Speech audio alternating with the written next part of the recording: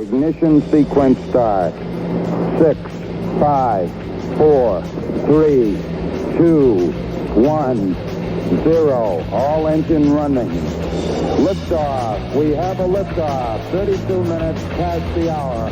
Liftoff on Apollo 11. Salutations and welcome, everybody. Welcome back to the Standing Brothers Show, episode number 71.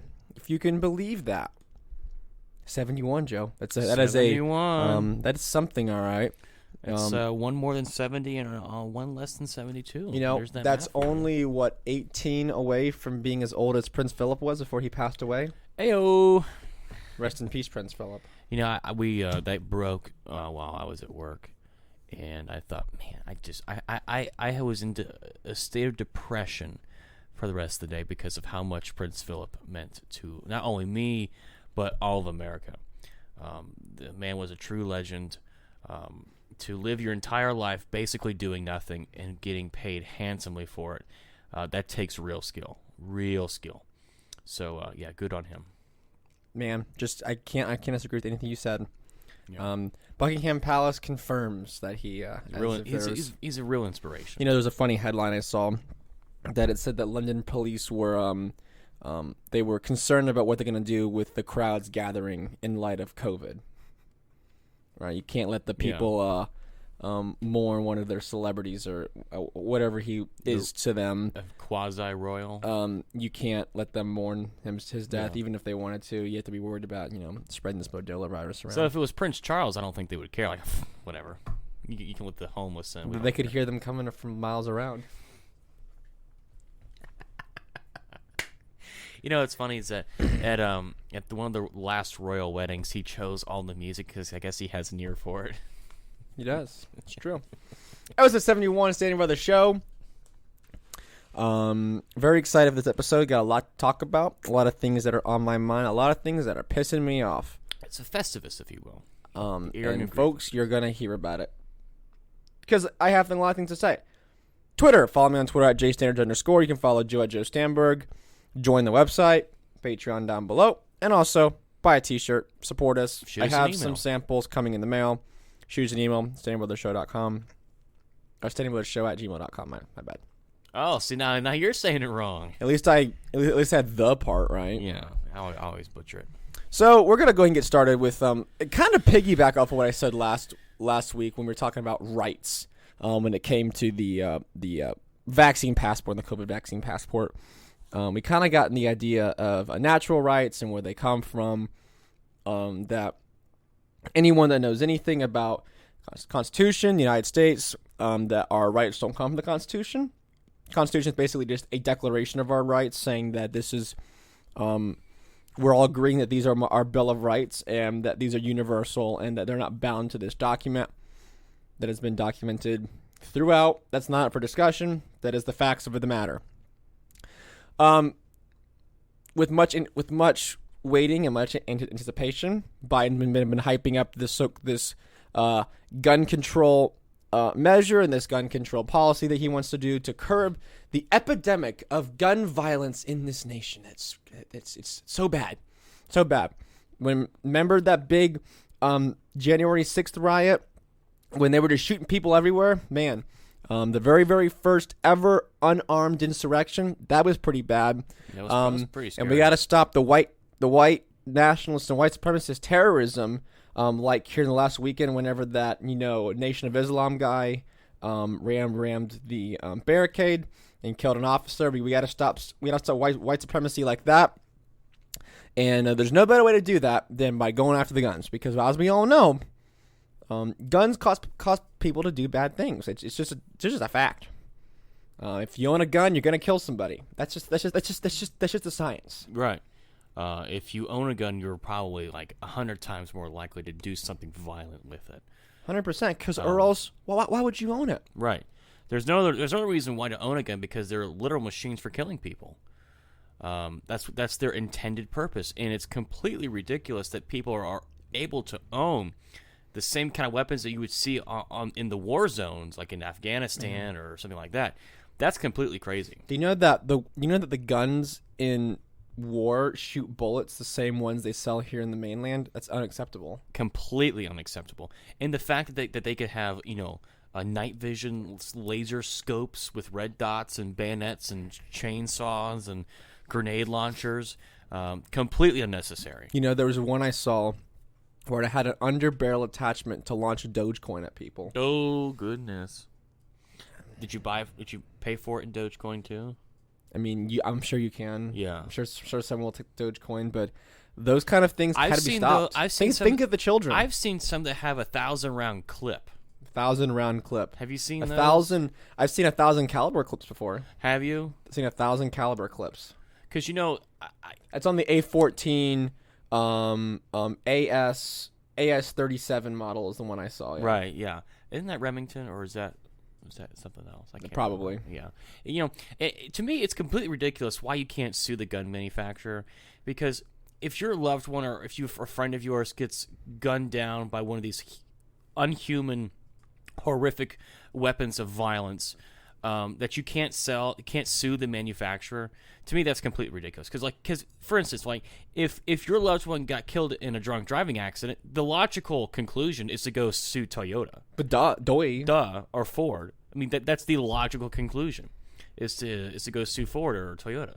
So I mean, but not the vaccine makers, because the vaccine makers, right, they're out there doing the common good. Yes. So we shouldn't be allowed to sue the vaccine makers if you take the vaccine and then your skin peels off. Well, that's completely unacceptable. Right. We're not allowed to sue the vaccine makers. Or not if your skin peels off, if you just die. Yeah, if you take this vaccine and then 2 days later, you just not fall over dead. The vaccine makers should be completely immune to this. Yeah, completely immune. You die because of heart disease. You should be the sue McDonald's, but not the vaccine makers. Of course not, because they're trying to better the world. So Biden recently went out and had this to say. Dr. Jill Biden, who cares deeply about this issue as well. And I look out there and I see so many members of Congress who've led in this fight. So many of you who've never given up. So many of you are absolutely determined, as Murphy and others are, to get this done. We got a long way to go. It seems like we always have a long way to go. But also today we're taking steps to confront not just the gun crisis, but what is actually a public health crisis. Nothing I'm about to recommend in any way impinges on the Second Amendment. They're phony arguments suggesting that these are Second Amendment rights at stake from what we're talking about. But no amendment to the Constitution is absolute. You can't yell fire in a crowded movie theater and call it freedom of speech.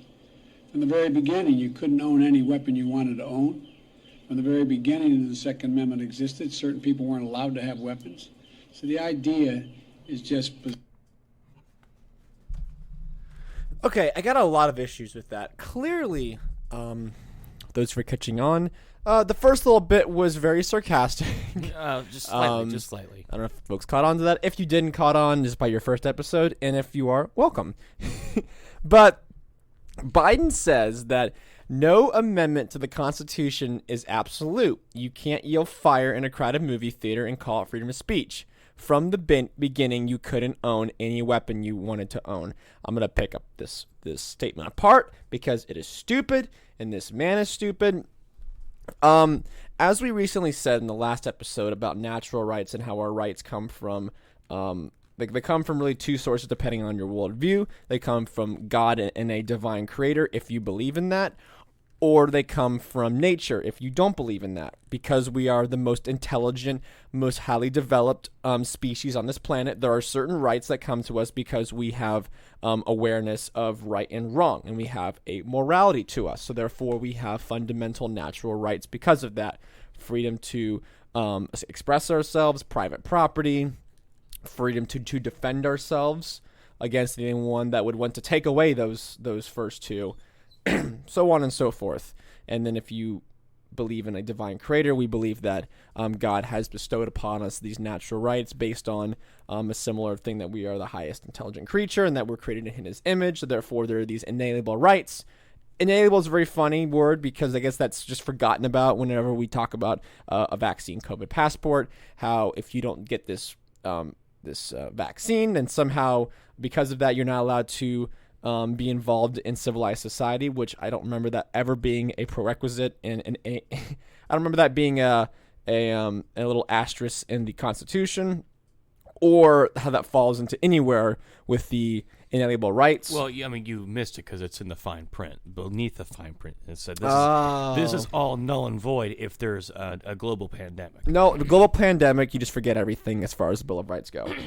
But the one statement that I think sticks out to me the most in this whole thing, and I'm going to break the two arguments apart as well. There's three statements that I'm going to break apart. The first point, he says, no amendment to the Constitution is absolute. An amendment to the Constitution, I'm assuming he's referring to the Bill of Rights.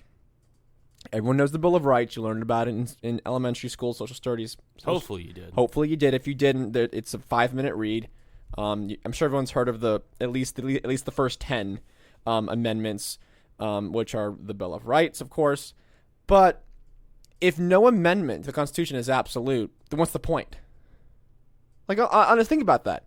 If no amendment, which he's referring to is the Bill of Rights. So if no Bill of Rights, if no natural rights, which the Bill of Rights are fundamentally foundationed in their structure, they're structured on the idea of natural rights from philosophers like John Locke and other people of that time period, that we have these rights given to us from God or from nature that are inalienable and that they are enshrined and protected in the Constitution. Just because if you say they're that even if you were to make a new amendment in the process, or if you were to repeal the First Amendment, that doesn't do anything as far as protecting your ability to freedom of speech. It still exists. It's just enshrined. The Bill of Rights is supposed to be there to say, hey, government, you're not allowed to touch these things because these are the rights of the people. Same thing with the right to bear arms. But if no amendment is absolute, then what's the point? Like, what's the point? If the government can just say, yeah, amendments when we're referring to the Bill of Rights, so basically your natural rights are not really absolute. So what's the point? What's the point of having them then? If at the whim of one man or a group of men who are in power because of a popularity contest, we can just null and void that because, well, feelings. We feel like it. What's the point of it?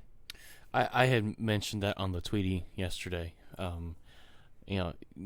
No amendment is absolute to the Constitution. I said, well, this is true. And 2020 proved that.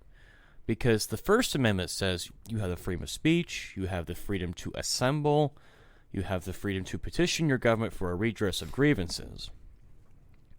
So in 2020, they said churches weren't allowed to meet. You weren't allowed to meet in groups because of all the COVID stuff. Now, the question is so if they could do that then, and you had governors of, I forget the state, and I forget the governor's name. Might have been New Jersey, it might have been. But when they were crafting the rules as far as the response to COVID in this particular state, the governor said, well, we weren't even considering the Bill of Rights. I think that was New Jersey. I think it was New Jersey. I can't remember the guy's name. Phil Murphy, yeah. Scumbag. Yeah, from Murphy. And then now you have President Biden saying, well, we have to look into certain things like these so-called attachments for pistols that make it more into a rifle-style firearm, which is complete bullcrap.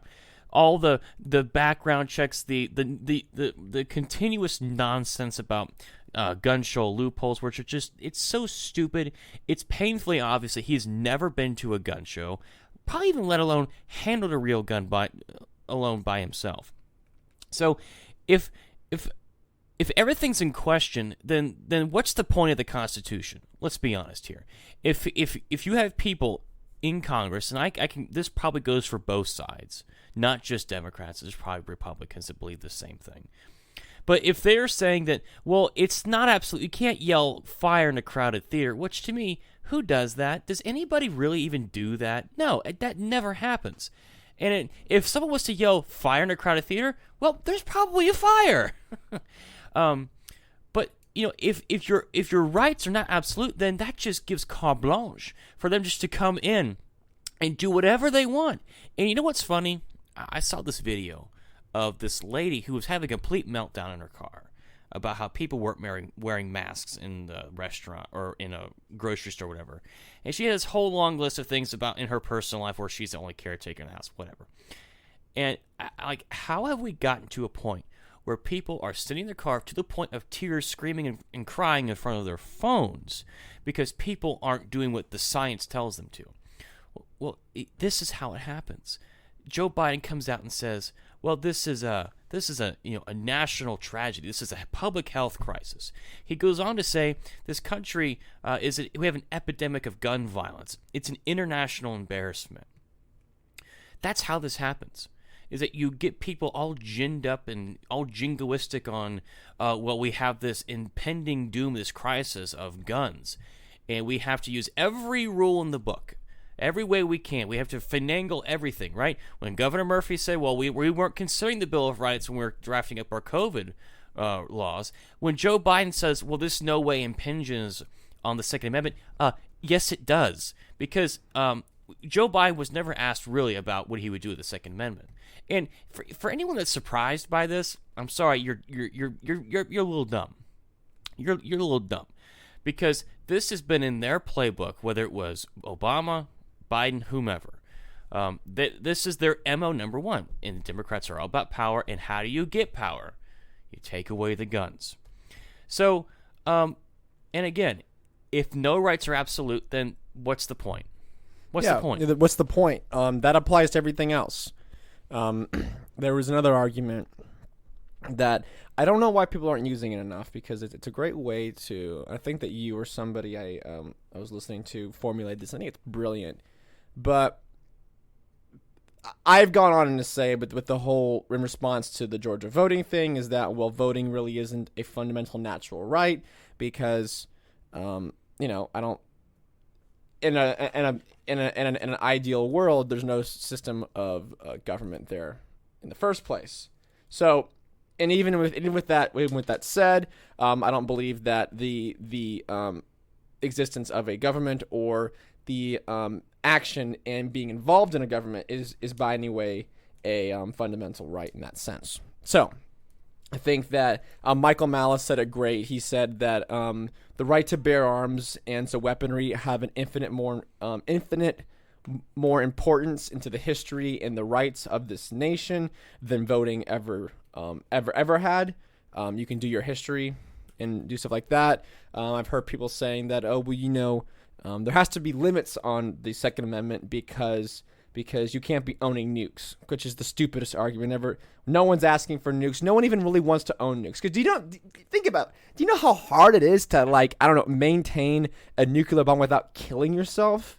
Not detonating the thing. But, the radiation. Well, does anybody know how much it would even cost to buy one? Yeah, no one can. Just stop it. Does anybody stop. Even know it's that? not an argument. Nobody wants to own them. Now, if I want to own a howitzer, sure, I could be allowed to own something like that. If I wanted to buy my own Huey helicopter and put belt-fed chain machine guns on the side of it, I should be able to do that. If I want to be Eric Prince and own my own F-16s, I should be able to do that. But further than the point is that founding fathers, that the old argument is that they never saw modern weaponry and they never intended regular citizens to own weapons of war, which is incredibly idiotic. Do you know who fought in the Continental Army? Everyday farmers, merchants, traders, everyday people. Everyday people fought, and they fought with most of their own weapons, which were, at the time were muskets. But moving further than that, the founding fathers, at the end of the day, were insurrectionists, terrorists in the eyes of the crown, in the eyes of the empire. They were vicious, and they took no prisoners. And if you were to look in the eyes of modern day, they would have been what happened on January 6th. Not saying that what happened on January 6th was an insurrection, because it wasn't. But if you want to use the word insurrectionist, it's exactly what they were. They sailed across a frozen river to shoot police officers in the face of their time. That's what they did. I know it's uncomfortable. I know that's not politically correct, Jacob, but that's exactly what they did. They went to go murder the authority of their time because they were committing treason against the crown. And the argument that, well, citizens can't own weapons of war, even though most of the military at that time was made up of citizens who used some of their own weapons and some of the continental weapons that were purchased. The President of the United States, later on, James Madison, pretty big deal when it comes to the founding of this nation, kind of wrote the U.S. Constitution. There was a private industry shipping company who was being attacked by British and by pirates at the time, and who expressed a wanting for cannons, which I don't know if you know cannons, weapons of war. Yeah. The most powerful weapon at the time was one of them, if not the most powerful weapon at the time, was a cannon. And they sent a letter to Madison requesting these, and he was like, "Yeah, of course. Yeah. You have a right to that. Of course you have the right to own cannons for your ships to defend yourself. Absolutely. If you don't believe me, I posted the letter on my Twitter. You can go check it out. If you're just saying, Jacob, you're not being honest with us, you can go check it out for yourself." You know what's funny is that Biden said that, from day one, there's been certain things you weren't allowed to own. Although, Name me one. he never specified what that is. Name me one restriction. Name me one. Find me a quote, or find me a writing, a letter, anything. There's books and books of writings from the founding fathers when they made this specifically clear about what this was. You can look at Jefferson, you can look at Washington, you can look at Madison. Both on the Federalists and the Anti-Federalists were pretty universal on this issue. It didn't matter what side. Federalists were more, even the Federalists. George Washington was fully endorsing the fact that citizens should have the right. You know why? I'm going to butcher the quote, but he said that they should have the right to own weapons because if I become a tyrant, then they need to be to take me out. I butchered that quote, but I'm paraphrasing. They need to be able to rise up against me if I become tyrannical, if I become exactly what we fought against. Yeah. You can look at multiple quotes from Jefferson about Shays' Rebellion, the same thing. Well, Washington got Shays' Rebellion completely wrong. I mean, that was just that was a self-own, in my opinion. But okay, so he never really specifies what guns you're not allowed to own. Now, the common retort that we would get from all the blue check marks and the NPCs that you would find on the tweeting about this, well, there are common sense reasons why we would need gun control. I can think of literally zero why we would need any sort of gun control. Well, people say, well, what about felons? Okay, so if you have paid your debt to society, if you have done the prison time, you have paid the fines, you get your rights back. And you should also get the right to vote back too. Because I think owning a firearm is more important than voting. But if you can own a firearm, you can vote. So to me, that's not an issue. People that are mentally handicapped, maybe you shouldn't sell them one. Maybe if you're taking care of that person, if they're truly mentally not there, a harm to themselves, then you've got other problems than them buying a gun. What about the gun show loophole? Okay, the gun show loophole doesn't exist because as someone who has been to several gun shows and who has purchased guns at a gun show, I know for a fact that if you go to a dealer at a gun show, you will have to fill out the ATF firearms form. You have to do that. Otherwise, if a dealer tried to sell you a gun, you both could get arrested. Now, a private sale is completely different. Private sale, you don't have to do that. And private sales do happen at gun shows. But the narrative is, well, you can go to a gun show, walk in, and then buy your gun, then walk out. That's not how it works. If you buy a gun from a dealer at a gun show, they have to go through the FBI background check. You have to fill out the ATF paperwork. Which makes up the bulk majority yes. of what goes on the gun show. Now, private sales, there's nothing you can do about that. Nothing. Because if I decide to sell my gun that I own to someone else, to Jacob, you can't. There's nothing you can do about that. What, am I going to fill out an ATF form? Heck no. There's nothing you can do about that. You can make it illegal. Well, I mean, they try making alcohol illegal, but somehow drugs are illegal. But I guess somehow we murder's stopped that. illegal.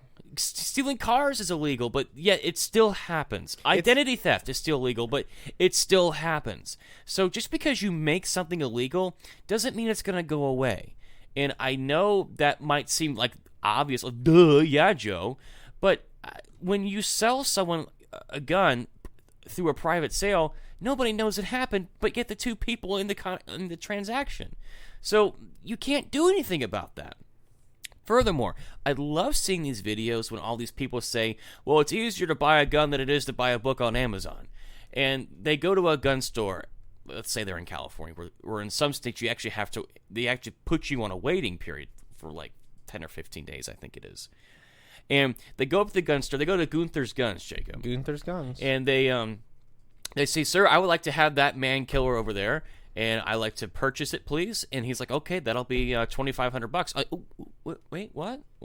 Yeah, I'm sorry, folks, but guns are expensive. You know, it's also expensive. Ammo. Ammo's really expensive, Especially right now. thanks to Papa Joe over here and Barry Obama. But so they're like, okay, yeah, I'll take the Man Killer 3000 over there. I'll take one of those, please, with the 30-round clip. And the gun store owner's like, oh, you got one of these people here now. So I'll take the Man Killer 3000. And he's like, okay, that'll be $2,500. He's like, whoa, that's more than a book on Amazon. Oh, he's like, you got to fill out these forms too. And I need your license. Do you have a concealed carry permit? No. Okay, well now it's going to take a little bit longer. Okay, you might have to pay a fee now for the FBI background check. Whoa, wait, background check? Well, hold on a second. I thought you could buy this easily good book on Amazon. And the gun owner's like, the store owner's like, yeah, you're an idiot. Because no, when you go to buy a gun, if you go to a dealer, you have to fill out the forms. You have to get a background check. That is such a BS argument, and that's what some of these leftists and these blue check people just don't understand. And you know what's also interesting about this? Not interesting, but super sad. Is that the White House on Wednesday also confirmed this David Chipman to lead the ATF, the Bureau of Alcohol, Tobacco, and Firearms and Explosives. One of those alphabet companies. One of those presidential departments, if you will. You will know nowhere in the Constitution will you find the ATF, because it's not really supposed to exist. Like the Department of Homeland Security and FBI and NSA, CIA. Those came later because reasons. Terrorism. Terrorism. But it's. So why am I bringing this David Chipman guy up? Well, I'm sure we've talked about this before on the show, but anybody remember Waco? Didn't that involve that David Koresh guy and the Branch Davidians and yes? Yeah. So David Chipman was a part of the gang of murderous thugs that rolled up on the Branch Davidians compound in Mount Carmel and literally decided just to light them up. And there's pictures of this David Chipman guy standing in the ashes of Waco, the building, Mount Carmel, where you can literally see the remains of human remains behind him. So it is all over Twitter. You can go check it out. All over Twitter. So this guy was an agent at the time. This is some 25 years ago now. He was there, and he actively took part in it. And he's now in charge of the ATF. And some people are trying to make out, well, at least he's not an NRA supporter. I'm like, what? This guy was literally involved with killing of women and children. And now he leads the ATF. So, but Joe, they're not coming after your guns. Okay, we're not coming after your guns. We're not doing it. Now, keep in mind also, this guy is a gun control advocate, and he has worked with Gabby Giffords, that lady that got shot several years ago, and he is very, very anti-gun, and he has made several statements about how. But he's a gun owner. But Joe, he is a gun owner himself. Yeah, I don't believe that. Because, I'm sorry, you cannot be a gun owner and a supporter of the Second Amendment if you work for the ATF. That is such a self-owned. You cannot work for the agency where its primary function is to enforce gun control. That's like if you work for the ATF, but yet you have your NRA T-shirt on. It's like, hello. No, I got one better. That is like saying taxation is theft and working for the IRS. Yes, that's even better. Yes, or it's like saying like if you're anti-vaccine, but yet you work for Pfizer. You work for or you work for the HHS, and you say, "Well, I'm an anti-vaxxer, Yeah. but I'm the head of the HHS." Yeah, yeah.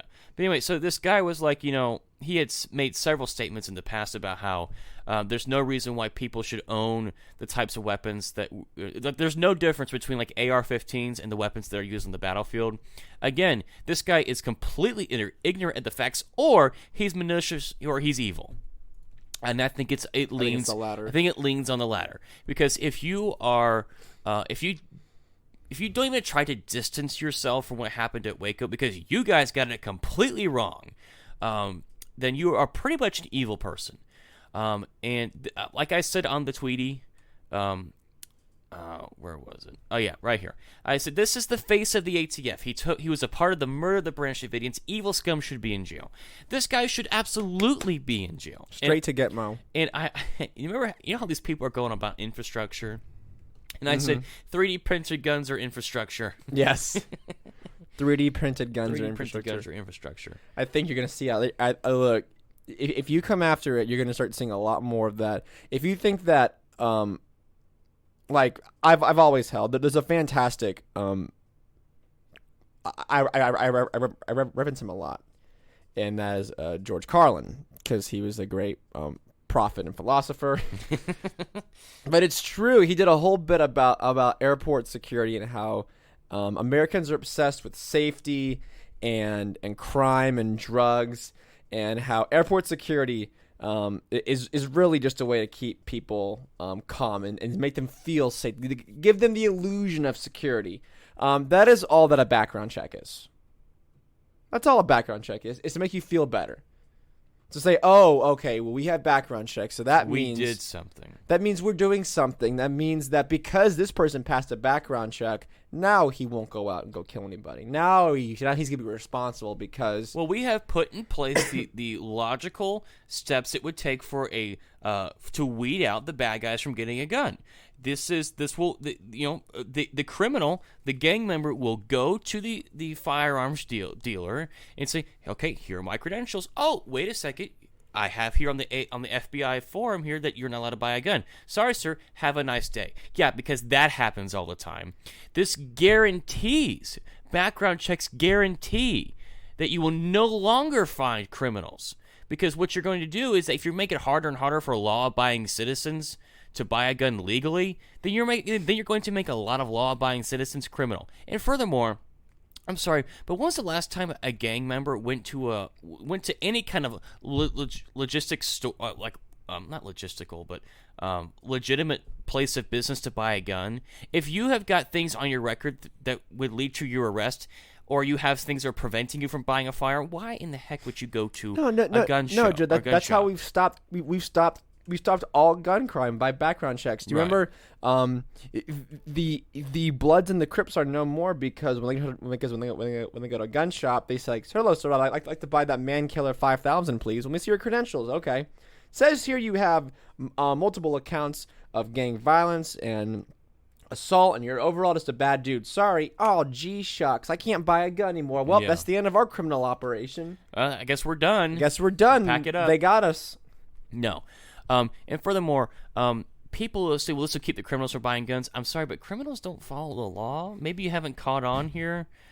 People that are in gang violence don't tend not to do things the legal way. I know this is a stunning revelation that we've all just stumbled upon here, but people that are in gang violence don't buy guns at gun shows or reputable gun dealers. That just doesn't happen. So you're going to make it harder and more expensive for just Joe Sixpack, the blue-collar working, the single moms, whomever, the 18-year-olds who just turned 18, making it that much harder, that much more expensive for them to buy a gun. See, I don't know how 9/11 happened. It's illegal to go inside of the cockpit of a plane. Well, it's illegal to fly a plane into a building. I mean, it's got to be. It's illegal to do that. So I don't know. I mean, that still baffles me to this day. No, you're 100% right.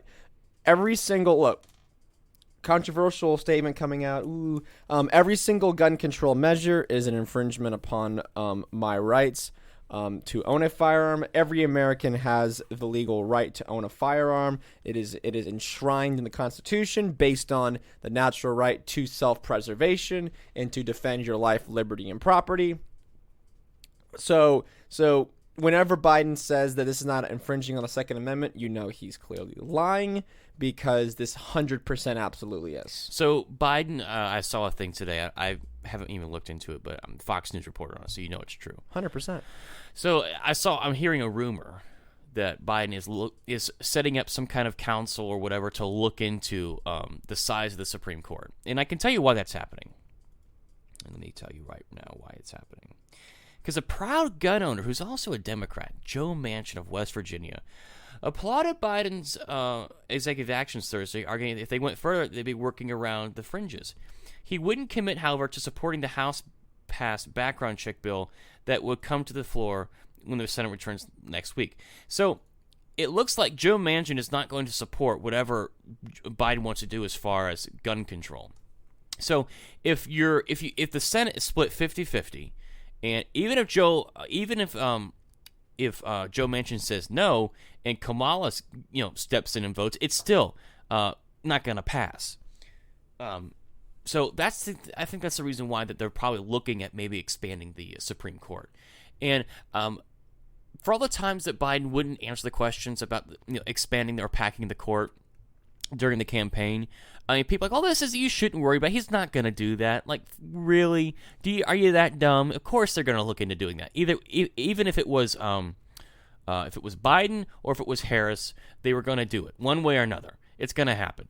And furthermore, I mean, I've read the Constitution and I've read the part about the Supreme Court, and there's nowhere in there does it limit the number of justices. Nowhere does it do that. It could have been 3. It could have been 100. There's no limit on it. So unless there is some hard and fast rule that I don't know about, which might be true,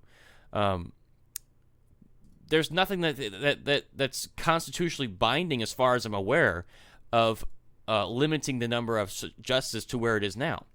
I'm sure people will make a constitutional argument why it should remain where it is, and I'm sure a lot of people will make a constitutional argument why it should be expanded. But I will make the argument for it should be abolished. How about that? I'm sorry, but unelected judges in black robes don't get to decide what's constitutional and what's not. They just render opinions, folks, not laws. So maybe we should start treating that as such. Maybe. Perhaps. So the last thing I wanted to touch on was, we've already kind of touched on that, that all of the rights are absolute, because they're rights. They're natural rights. They're instilled upon us by nature and by God. And there's this common fallacy that you can't yell fire in a crowded theater. I'm so sick at this one. I am so over having to say this over and over again. Yelling fire in a crowded theater is a call to action. Why wouldn't you do that? Why don't people could be trampled to death? Mm-hmm. It's why you don't yell bomb in an airport on a plane packed full of people, because people would probably die because they'd be trampled to death over it. That's no longer speech. It's a call to action. It's the same regards as me going in front of people and saying, hey, you know what? Let's go kill some Jewish people. You see those Jews over there? Let's go kill them. Or saying, hey, you see that man over there in the blue sweatshirt? Yeah, let's go murder that guy. That is, you have crossed that point of me saying something. Now I could clearly say that, hey, the man in the blue sweatshirt, I don't like that guy. I think he's stupid. I think he's dumb. I just don't like blue sweatshirts. I just don't like blue sweatshirts. Or he's got a bad haircut, man. He got a bad haircut. But once you do a call to action, once you initiate people to say, hey, let's go do that, you have crossed the point of freedom of speech. You have initiated action. You have violated the NAP at that point, because you have initiated violence against other people. Me owning a Gatling gun. Let's just say, for instance, that I own a Gatling gun with 100,000 rounds, and it sat in my basement of my house, and it just sat there. Am I violating anybody's rights because I have a weapon of war that you'd attach to the side of a helicopter just sitting in my basement? No. Now, if I were to put it in the back of a pickup truck and roll to Walmart and start mowing people down, would that be a violation of my rights, or a violation of the non-aggression principle, and a violation of my Second Amendment right? Yeah, 100%. Why? Because I'm gone beyond what has been permitted to me via natural rights, and I have initiated violence upon other people. So there's a clear difference. Me owning a gun, which that's the biggest thing, right? We got to get these guns off the streets. That doesn't violate anyone's rights. If someone concealed carry, are they violating the rights for the people because there's a weapon present? No. Now, if you were to point that at somebody, That's different. that's different. That is a initiation of force, initiation of violence, and that person would have every right to retaliate in any means necessary. Because once you point a gun at somebody, your life is hereby forfeited. Yes. So it's I guess it's official because the New York Times is running with a story about how the President Biden will look into start a commission looking into the size of the Supreme Court, and it's hilarious. Is that Joe Biden in 2005 had said that packing the Supreme Court is unconstitutional or it's wrong, and Sean Hannity's Twitter account tweeted that out, saying, "Oh, back in 2005, here's what Joe Biden said about packing the Supreme Court." It's like, wow, have you not realized by now, but that they really don't care if you call it their hypocrisy on literally anything? Like, oh, we got him now. we got him now. Yeah, no, so stupid. no. So stupid. Yeah, so that's what I had to mention about that. I had one thing I wanted to talk about. I don't know if you wanted to talk about something, Joe, before that, because you kind of mentioned David Chipman a little bit.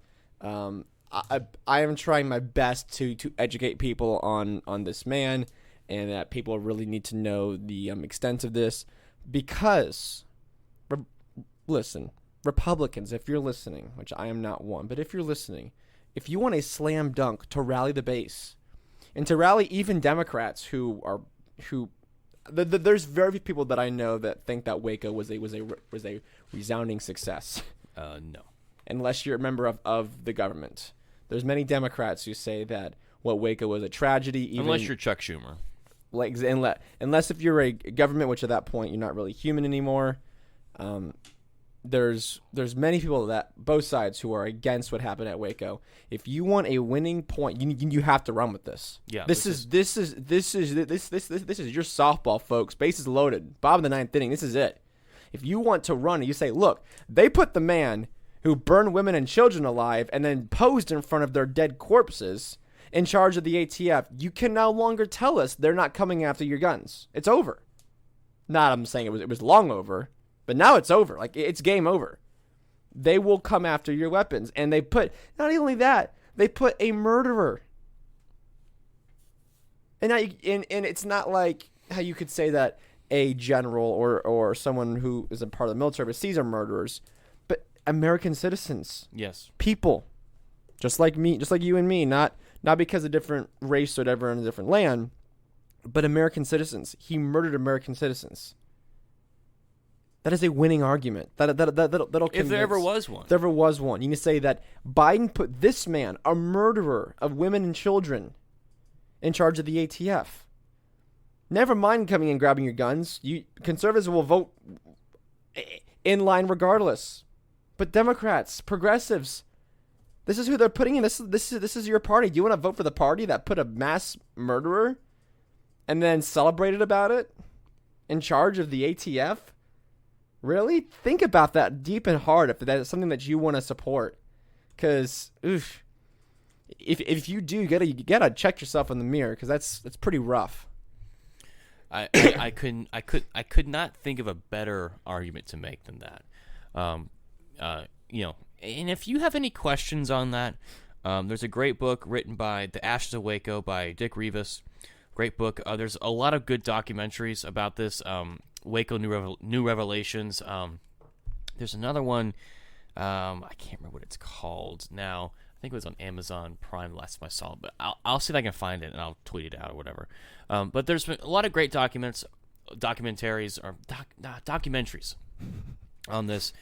James Bovard has written a lot of good things about it. Scott Horton's done a lot of good things about it because Scott lives in Texas, not far from Waco. But yeah. Look into that, and you'll see just how quickly the ATF FBI narrative just disintegrates like the sand in your hand at the beach. how it just slips through your fingers. Yep.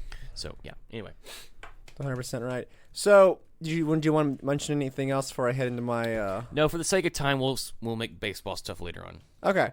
So, there was another COVID-related story. I did want to kind of touch on more of the vaccine passports. I don't think we're going to have time for that one. We'll save that one for a different show because there's more developments in it. And but there is now a story. Oh, before we get into this, Georgia, which I thought we were fully open. Georgia is now fully opened as of yesterday. Yeah. It's Friday we're recording this. As of Thursday, the 8th, Georgia is 100% open. So there is no longer... So I don't want to hear anymore about, Jacob, you're not following the law because you don't wear a mask when you're outside and there's no one else around you. Because it's not a law. And it never was a law. So, yeah, so buzz off when it comes to stuff like that. 'Cause I'm not interested. I wasn't interested before. Definitely not interested now. So leave me alone, please. Leave me alone. I won't. I'm to the point now. Whenever people say something to me, which they very, I think I've gotten like one or two people that have said something to me. Maybe. Usually I just say, yeah, I don't do that. I just be like, yeah, I'm not doing that. Yeah.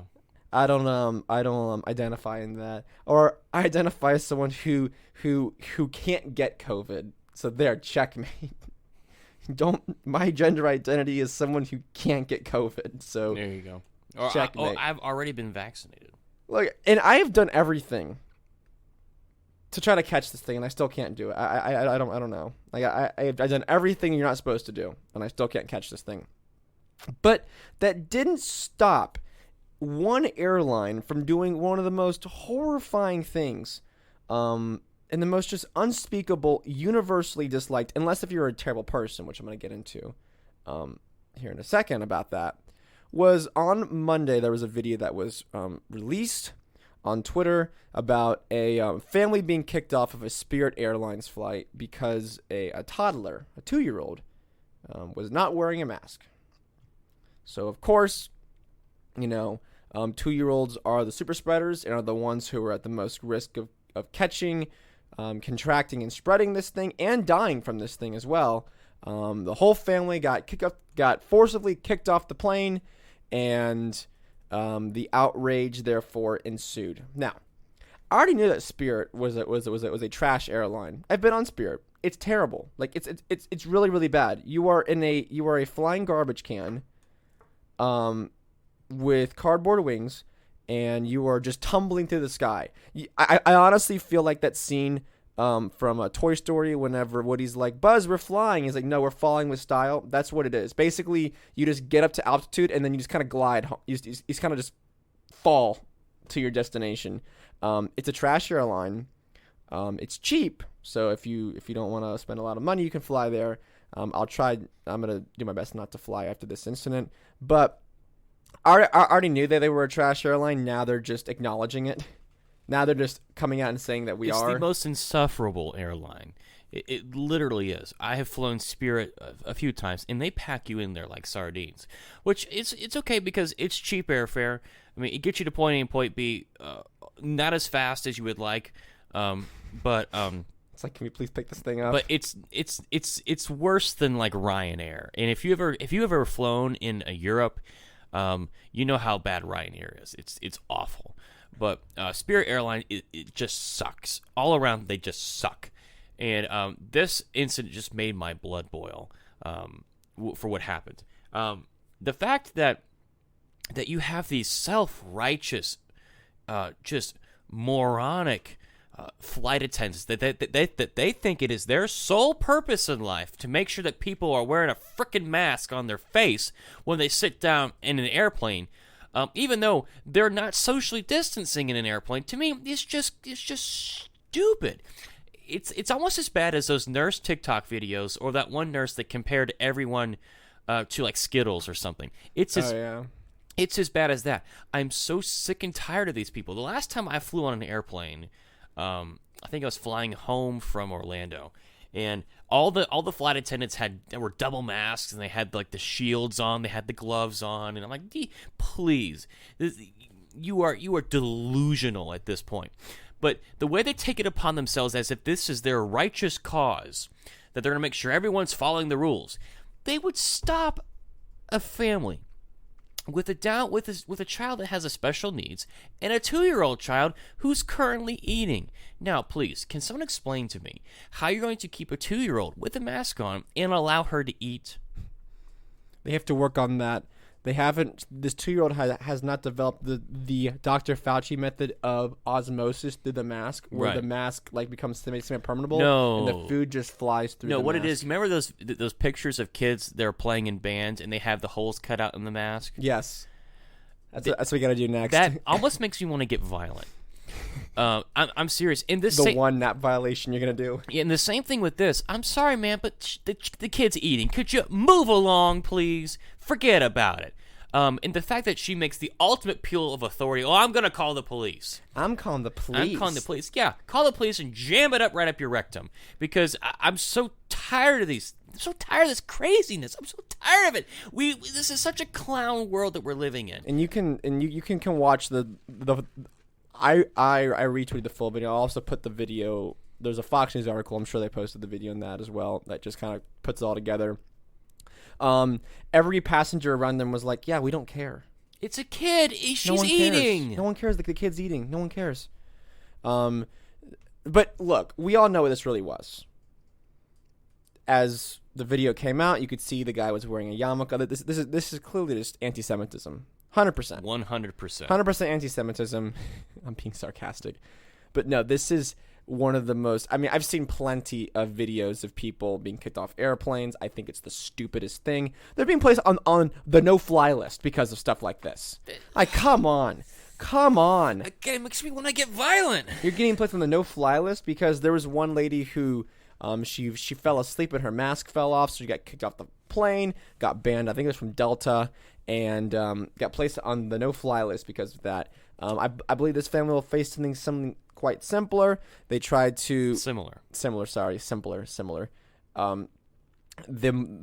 top of that, they had a special needs child, 2-year-old not wearing a mask. They're Jewish, and the mother was also 7 months pregnant. So this is a horrible image. And then Spirit tried to come out and deny it. Oh. They tried to say that, no, there was no incident that happened on that flight. And then quickly Twitter did what Twitter does, which good thing, good not thing. They immediately took it down because there was numerous videos that came out from this showcasing all of that. Apparently, the family was flying from Orlando to New York. I guess there was a private... there was a guy who owns a private plane and he flew them without mask, and it was a beautiful sight. Oh, really? Did that happen? But yeah, but that's, you know, awesome. What's so just idiotic and stupid is that, okay, let's just pretend for a fact that this child, even if she is positive, which she's clearly not positive, she's not sick, she's not ill. There is no scientific backing for this child to be wearing a mask whenever we are packed in like sardines on this plane. And don't give me the crap about air filtration and all this stuff. No. Now, if you're sitting 2 feet away from somebody and they cough and sneeze, you are getting whatever the crap they just got. Whether you like it or not. Whether you like it or not. I don't care. I don't care how COVID many. Or not. I don't care how many HEPA filters you have on that airplane. You're gonna get whatever they have. Now, whether you contract whatever they had, you're breathing in with the crap they have. So don't give me this garbage about, oh, we have state-of-the-art air filtration, and if everyone wears a mask, and even though you're sitting shoulder to shoulder with people, you know, that's not allowed. You are not sitting 6 feet away from these people. And even if you were sitting 6 feet away from these people, you're still in a pressurized tube flying through the air at 30,000 feet. So don't give me this. That there was a comment on the video that said that they should have just complied. We nearly have 600,000 dead. The least you could do is wear a mask when confined to an airplane. You're talking about a 2-year-old, bro. 2-year-old. You're talking about a 2-year-old. Maybe you haven't been around 2-year-olds. I'm sorry, but no one can deny this, and you can fact check me on this. 2-year-olds are not spreading this thing. 2-year-olds are not dying from this thing. I've gone over the stats in an earlier episode. 2-year-olds have a better chance of dying in a swimming pool across America than dying from this virus. They have a better chance of dying from the common cold, from a flu, than dying from this virus. They are not spreading it. There's no evidence to suggest that 2-year-olds are spreading this virus. So no, this 2-year-old was not putting anyone's life at risk. 2-year-olds are not responsible for 600,000 dead, idiot. None of that. This is one more of the way for the illusion of security, the illusion of safety. Well, if that 2-year-old wears a mask, then I guess that somebody won't die today. No, that's not how that works. That's not how any of this works. So no, Spirit should be shamed for this. They should give these people. I mean, look, you could do the whole thing about suing these people, which I don't know if that'll go anywhere because technically there's a law to wear it, even though no one had any issue. The pilot didn't have an issue with it, but this one self-righteous flight attendant felt the need to say, well, you're not following the rules, so I'm going to call the police on you and ruin your and everybody's day here because they had to delay the flight and deplane the whole thing. No. It's not following the science. You're not saving anybody's life because of a 2-year-old wearing a mask. It's stupid. It needs to stop. I'm tired of it. These are the things that whenever I say I get worked up about things, these are the things that get me worked up about. Because you're involving children, and you are involving people who have no idea what's going on, and now this child is going to grow up knowing that they caused all of this, even though they had no idea what doing. And this goes further into what I've said about the lasting effects of all of this insanity, that you have families being put in these situations for children, and that what is this going to do to their development, seeing an entire world of faceless people, and that because of the actions of one person not conforming to this societal norm, there is a negative effect. So what is that going to do for a child? Are they going to be socially awkward because they can see people's mouths? Well, furthermore, after this happened, they had to completely deplane the aircraft.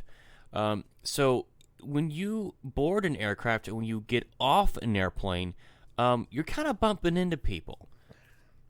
So, yeah, that's really stupid. And for what I understand, the father said that the pilot was totally cool with the whole situation. I mean, he was like, it was totally his bag. He really didn't give a care. So, yeah, people like this flight attendant should be driven out of the streets of town and banished in the desert forever, because people like her are what's holding back society from ever moving on from this nonsense.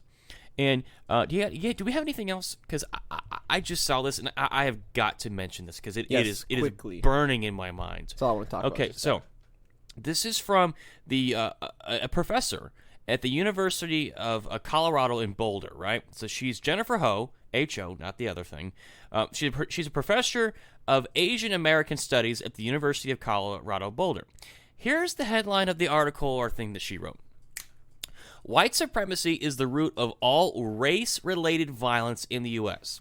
Now, let me read to you a paragraph in this article, and it will make your brain literally explode. All right, the point I've made through all of these experiences is that anti-Asian racism has the same source as anti-black racism, white supremacy. So when a black person attacks an Asian person, the encounter is fueled perhaps by racism. Oh, man. But more specifically, white supremacy. Here's the kicker. White supremacy does not require a white person to perpetrate it. Dun, dun, dun, dun, dun, dun. You know. Oh, my God. Look, these people. I say this very, very jokingly, but sometimes the nuclear bomb is the only way out. Sometimes if there was a real crisis, not this pandemic, this pandemic's crisis has all been self-inflicted. If there was a real crisis, like Chicago's gone, there is nothing left. Detroit is San Francisco has been nuked, and there is nothing left. LA, no one survivors. New York, the power grid goes down. EMP, they're putting fluoride in the water. They're whatever. You got gay frogs. Whatever. Issues like this maybe go away. No. Whenever a black person attacks an Asian person, which has been happening pretty frequently, you can find videos on Twitter. Of course, they're not picked up by the media because that destroys the whole narrative. Just like the issue that happened recently at the Capitol. Doesn't fit the narrative. We're not going to talk about it. Same thing with the person in D.C., the lifter, the Uber driver, who was murdered by two black people or two black girls, teenagers. Not picked up because doesn't matter. Didn't happen. Doesn't exist. The demographics don't fit the narrative.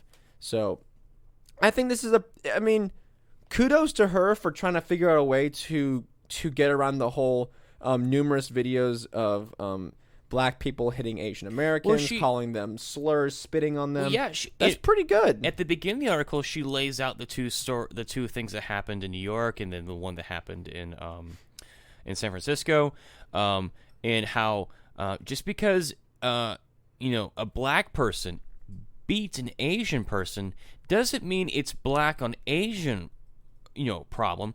It's a white supremacy. White supremacy is the umbrella, if you will, of all things involving race relations.